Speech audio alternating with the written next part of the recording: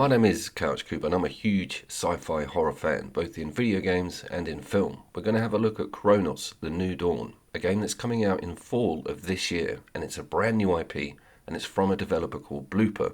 Let's have a quick look at them. A studio based out of Poland. The name did ring a bell because they got involved in a Blair Witch Project video game, and they also do that Lair of Fear stuff. They are not completely inexperienced with horror games, is my point. And this, as mentioned, is a brand new idea. That's why I'm so interested in it. We just had quite a new gameplay reel pop up in one of the newer shows. So I want to just scrape it all together and have a good look at what we've got, because there's quite a lot to go through. The game is using a number of different themes, including time travel. You are known as the Traveller, and I straight up see some nods to some Soviet tech with the design of the helmet. I think it looks a bit like Sputnik, but there's something raw, brutalist about the way our character is designed, and we will get into some of the lore because the developers are talking about him being almost like a diver, like this is a deep sea diving suit as opposed to nimble space traveling attire. I'm also showing you the trailers in the order that they were released, and the first one has a character in it that doesn't really appear in anything else, and it seems to be laying out some sort of chess game. It's extremely interesting. When we get to the developer section, they ask the question if that character's Marie Curie. She was also Polish. She was one of the pioneers of radiotherapy. She's probably one of the most important people in the cancer development scene when it comes to dealing with the disease or fighting it. This, binded with the time travel element, gets me super excited.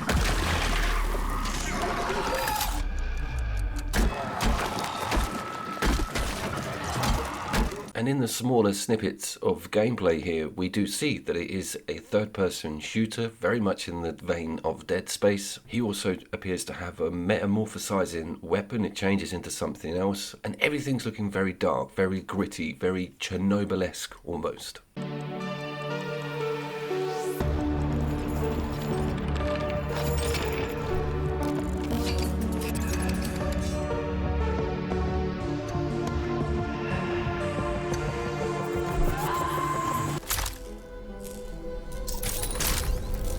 So we are treated to an interview with two of the developers. This is super interesting. I will link it in description. There is loads of information in here. And these guys seem to know the deal with what makes a good horror game. More importantly, a third-person one. It will be the thing, Carpenter's movie. Yeah, we are also inspired by Dark, Netflix TV series about time travel. We cannot forget about Dead Space, but also we're somewhere there because we have also the protagonists and other maybe similar things. Yeah, when we think about movies, it will be of course 12 Monkeys, you know, like the convict being sent in time, maybe we ring a bell. So that is more than enough to chomp on. John Carpenter, Dead Space is recognised, so they're aware of that IP and probably what to do to make it different from that remaster. But the most important influential mention there is the 12 Monkeys thing and the convict mention. I think the Traveller has got a sketchy past and is maybe trying to earn redemption somehow. He may not even be human. That's another cool aspect, but they are wearing protective gear, so that would explain the reason we have a faceless protagonist, and I think that bodes quite well. We saw it with Isaac. It's cool when your hero is just donning a badass helmet or mask. The brain sort of fills in the gaps with that sort of stuff. Then this guy says something unbelievable, which just doubles my percentage in interest. Check this out. But also Dark Souls series. We also love to, you know, push our game into a little bit more challenging direction. Yeah. So that's interesting that they want to have some sort of pushback on difficulty with a third-person sci-fi horror game. Normally these games' missions are to make sure that you get the whole way through and see everything, thus making it not too difficult. But that's a really interesting comment. And also on a lot of the footage we don't see any HUD or user interface, no numbers, no energy. I'm interested to see how the resources work and how the economy exists and the variations on that gun. We only technically see a shotgun version of it. I will play some of the more recent footage at the end of the video. We are calling them the orphans because they are what was left from humanity.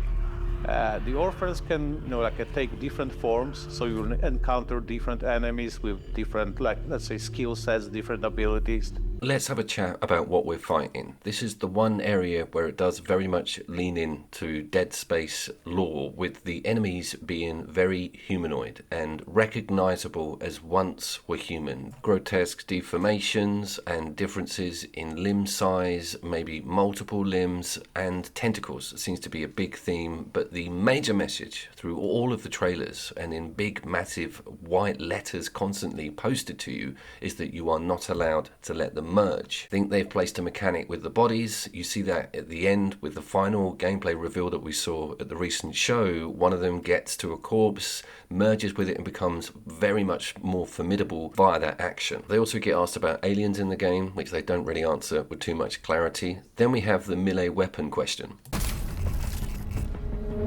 Yes, you can punch monsters. In the face. If they Stomp them. If they have a face.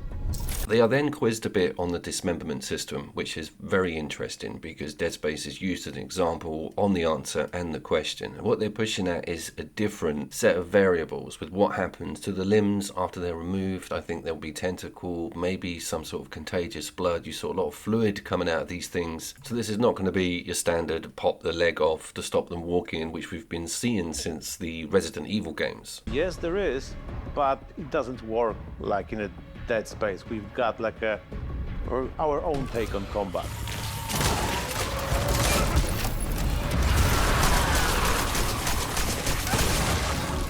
We'll also talk about Polish developers and Polish studios. You probably know CDPR, and if you know their backstory, you know how hard they had to work to get that Witcher name on the front of the stage, so to speak. They are brilliant visual conceptual artists and great animators. Most of the games that come out of that country are pretty impeccable. Cyberpunk 2077, we'll have that chat another time. Okay, we've now got one of the more recent trailers playing in the background here, and I saw a massive jump in frame rate. The whole thing looks smooth AF, very happy with it. That earlier footage, which is from about 7 months ago, did peer a little bit 30 FPS, but this is simply stunning, and that's another thing I want to cover. The game has such a great grey, dreary, derelict aesthetic. It's leaning on Eastern European brutalism in areas, and I still watch Andrei Tarkovsky's Stalker, and I see a lot of that in the long drawn out frames and just derelict landscapes. I will take comments on how many times you've watched Solaris or the infamous Stalker.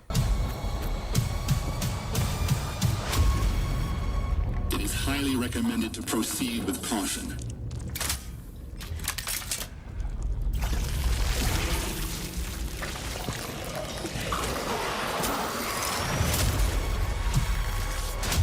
They seem to act more consistently, in coordination.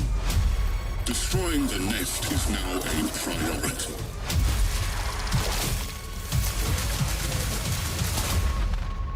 Such is our calling. Such is our calling. This also doesn't appear to be releasing on any 8th gen systems at all. I'm not aware of what the engine is. It may be exclusive to the studio or built from the ground up for the game, but everything about this attracts me. Will it be better than Callisto Protocol? That one's a toughie. That's a very, very good game, and I will link my review to it. It totally looks amazing against this still, and that's got a couple of years against it. I'm very happy as well that the sci-fi horror single player genre is still alive and well, still healthy. I think we can all agree that the Alien Isolation game could be one of the top of all time, and the fact that it's been sitting there without a remaster for 9th gen or a sequel, anything, nothing, is mind-blowing. That is a cash cow. There must be some legalities with 20th Century desperate for more content in that game's direction.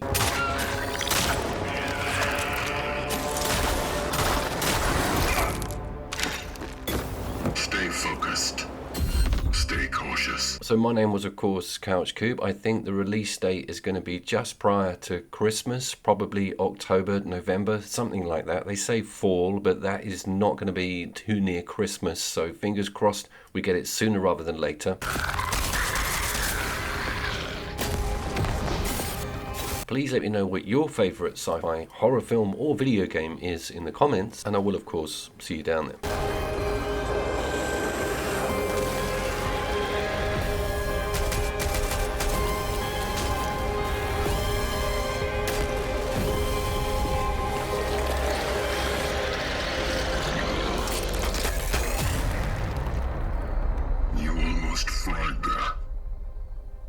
think I was around. Traveler.